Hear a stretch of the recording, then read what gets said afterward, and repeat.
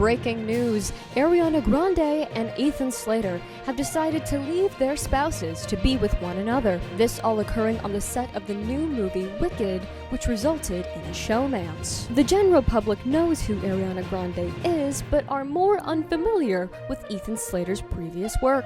Due to the following, many people decided to scout his IMDb, which resulted in them discovering that he played Spongebob on the Spongebob Broadway musical from 2017 to 2018. This has resulted in people, instead of hating on Ethan Slater, hate on how he acts as the main character of the musical. But what they don't realize is that they're not hating on Ethan Slater.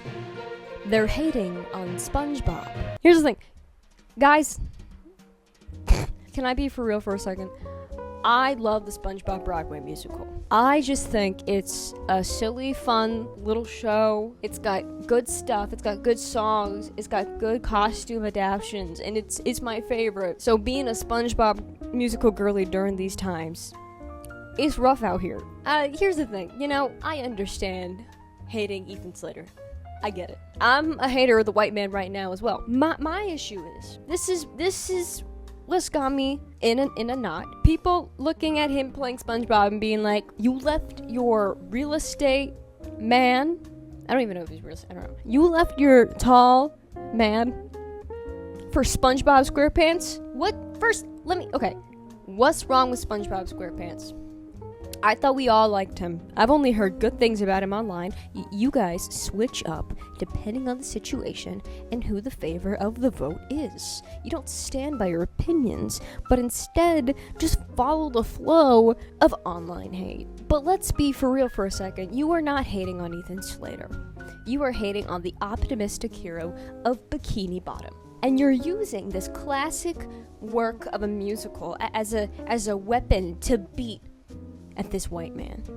Okay? Ethan Slater's good at being SpongeBob, right? But SpongeBob would not tolerate the actions of Ethan Slater. If SpongeBob was a married man, and he was not a hustler and a prioritizer, he would take care of his spouse. He would take care of his wife. He would either work triple shifts to provide for him and his wife and his daughter, or he would be a stay-at-home dad. There's no in between because he prioritizes family. He prioritizes people's emotions and to have everybody as happy as possible. He hates making people upset. I'm here to defend SpongeBob, his character, and the musical in its entirety, and the separation of the art from the artist. As I mentioned, the musical started out in Chicago and went to Broadway about, I think, a year after. I could be wrong. It ran for about a year, but due to construction needs at the Palace Theater, which is where it was performing, they had to shut everything down. And it's a disaster. It's a shame, because the beauty of SpongeBob is that it's been running for so long that there are grown adults who are reaching that 401k age, and they know of SpongeBob. They enjoy SpongeBob. It's nostalgic to them. And then there are tiny children who watch 3 episodes, and they're like, I want to see the musical. And it's so great how universally loved SpongeBob is as well. There were so many ways that they could have done this musical wrong.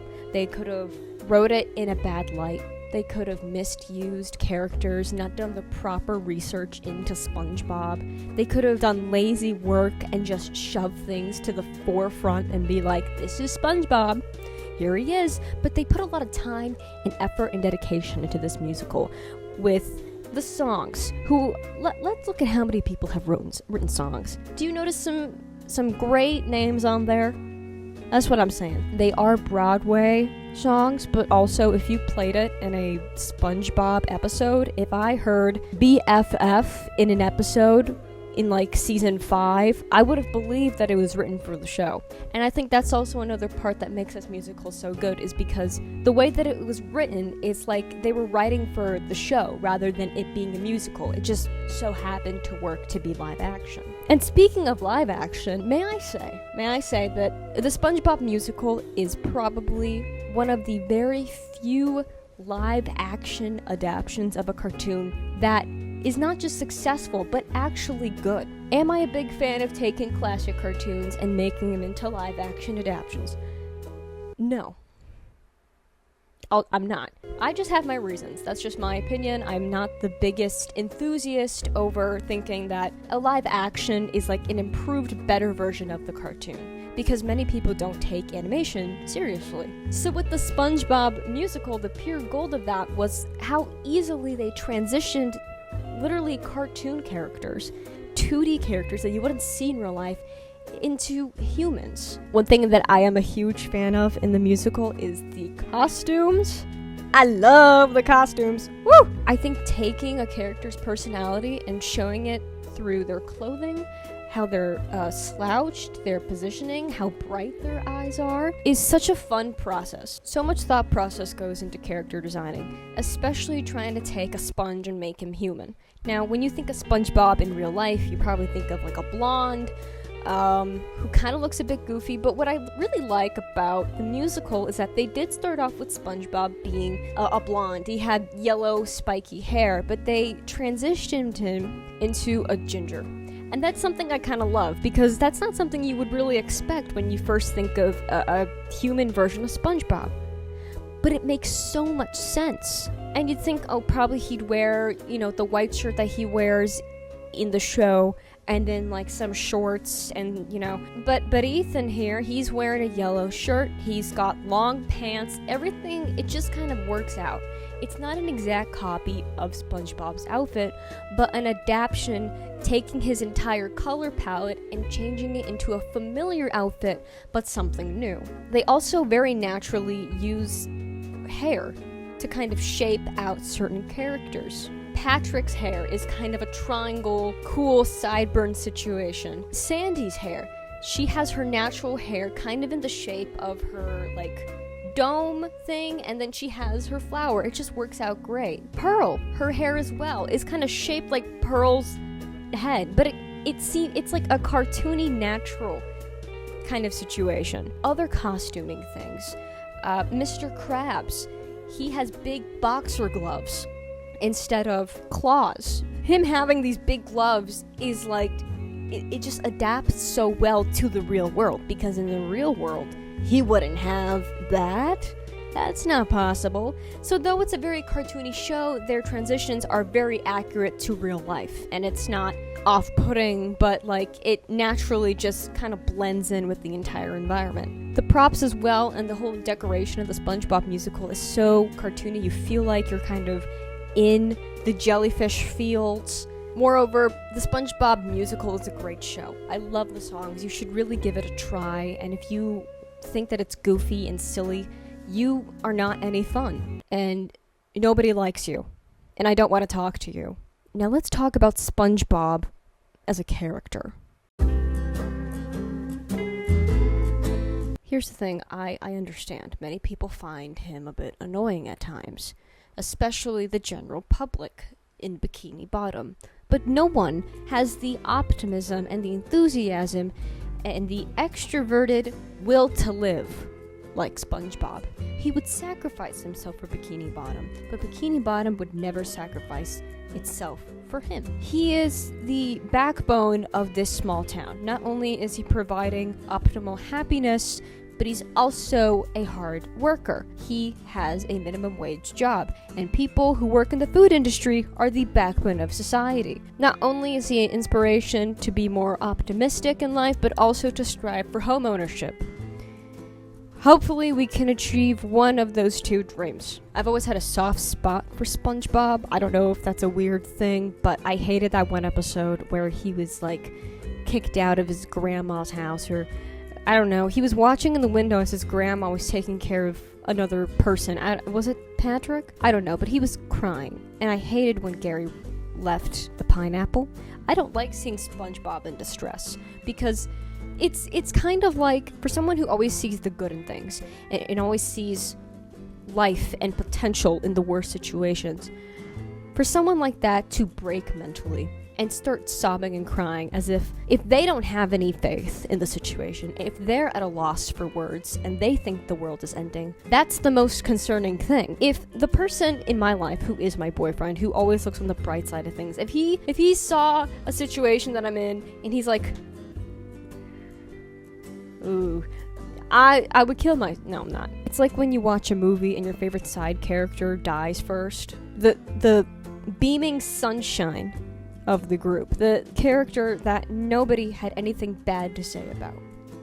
That's what it feels like to be a SpongeBob ally. In the musical, a brief summary of the entire plot is basically everything is great, it's a perfect day in Bikini Bottom, and all of a sudden there's a volcano that's going to erupt the next day, which is resulting in the town panicking because they have only like 12 hours until it erupts, and the entire Bikini Bottom is flooded with lava and they all die. And SpongeBob, being the enthusiastic protagonist that he is, says, guys, don't worry. We can do it. We can save the day. We'll find a way to make sure that this volcano does not erupt. He doesn't know how he's gonna do it. He doesn't have the brains or the brawn to save the town, but he has management skills. SpongeBob was the person that saved the day. Because everybody in Bikini Bottom lost hope. Everyone. No one was confident that they could escape this volcanic eruption. They thought we might as well just write our wills, bury them, because nobody is going to be alive to see them anyway. But something that kind of hit me during this musical when I first listened to the soundtrack at the bright age of 15, 16 years old is that SpongeBob goes through a confidence delay. He is not as confident in himself as he usually is in the show, because Mr. Krabs and the entire Bikini Bottom, when he says, we'll figure out to save the world, we'll do something with money and time and the government, because the government always helps. Everyone is dogging on SpongeBob, saying that he's a simple sponge, that he can't do anything, he can't save the world, he can't do shit, because he's just a sponge. He's just a fry cook, that's all he'll ever be. And so SpongeBob has this song called Just a Simple Sponge, and it's this song about SpongeBob kind of being sad, kind of not having the enthusiasm and the confidence that he usually has because people keep talking him down. And so he's just like, yeah, I am just a simple guy. I don't have a lot of talents. Who am I to think that I could save a town full of people when the town of people don't even have the confidence in me? And this might be very embarrassing to admit. Okay. But I cried when I heard this song for the first time. I have trouble hearing it at times. I know, it's kind of like, girl, grow up. It's a sponge. But that's the thing, he's not a simple sponge. That's the whole song. I love SpongeBob SquarePants. Oh god, I'm sorry. I just, you know what, I have so much sympathy for someone who has so much potential and looks at everything in the brightest of light and loves life, and then that life just shuts their door in his face and says, you can't do anything. I know that's the harsh reality of America, but this is Bikini fucking Bottom. It wasn't just the song that made me emotional, but it was also me remembering all the episodes from the years of watching SpongeBob, where Bikini Bottom had no faith in him. Mr. Krabs only talked bad about him. Squidward wants nothing to do with him. Sandy's supportive, but also sometimes thinks he's an idiot. Patrick is...